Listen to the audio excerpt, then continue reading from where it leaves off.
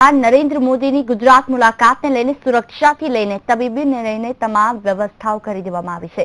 નરેન્દ્ર મોદી રાત્રિ રોકાણ રાજભવનમાં કરશે, જેથી સિવિલ હોસ્પિટલમાં ખાસ વોર્ડ પણ ઊભા કરવામાં આવ્યા છે. આ મેડિકલ સુવિધા સિવિલ હોસ્પિટલ તંત્ર દ્વારા કરી દેવામાં આવી છે. સુરક્ષાને પગલે આ સ્પેશિયલ વોર્ડમાં કોઈને જવા દેવામાં નહીં આવે. આ તમામ સુવિધા સિવિલ હોસ્પિટલના સિવિલ સર્જન ડોક્ટર બિપિન નાયક વીટીવી સાથે ખાસ વાતચીત કરી.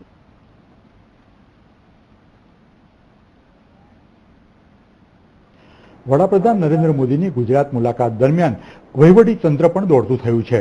તેમાં ખાસ કરીને સિવિલ હોસ્પિટલ એટલે તબીબી સારવારની વાત આવે તો વડાપ્રધાન જેવી હસ્તી જ્યારે ગુજરાત આવતી હોય ત્યારે તેના માટે ખાસ પ્રિકોશનના પગલાં લેવામાં આવતા હોય છે. ગાંધીનગર સિવિલમાં એક ખાસ વોર્ડ પણ ઊભો કરવામાં આવ્યો છે. ત્યારે એમાં સુવિધા છે અને સુવ્યવસ્થા છે તેના માટે આપણી સાથે ચર્ચા કરવા માટે ગાંધીનગર સિવિલ હોસ્પિટલના સિવિલ સર્જન બિપિનભાઈ નાયક છે. ડોક્ટર સાહેબ, ખાસ કરીને ગાંધીનગર સિવિલમાં સુવ્યવસ્થા વડાપ્રધાનની મુલાકાત લઈને ઊભી કરવામાં આવી છે. રાજ્ય સરકારની અને કલેક્ટર શ્રી ગાંધીનગરની સૂચના મુજબ વીવીઆઈપીના પ્રોટોકોલની અને બ્લુ બુકની જે સૂચના છે તે મુજબ અમારે એક વીવીઆઈપી રૂમ તૈયાર કરેલો છે, જે અમે અગાઉ પણ વીવીઆઈપીઝ માટે વાપરીએ છીએ. તેમાં રેસ્પિરેટર એટલે કે